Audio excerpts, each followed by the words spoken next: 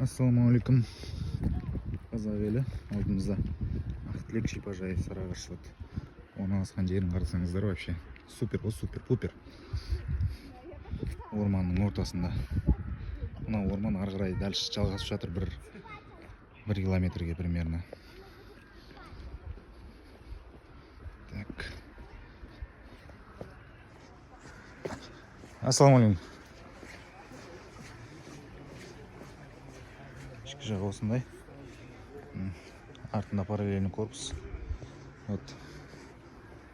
Площадка достаточно большая. Сейчас туда на ресепшн зайдем.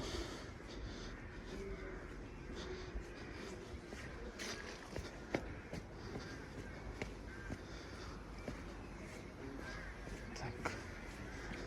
Вот.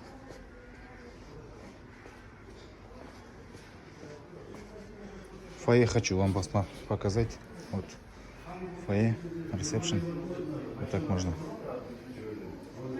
Вот у нас Эрикинг.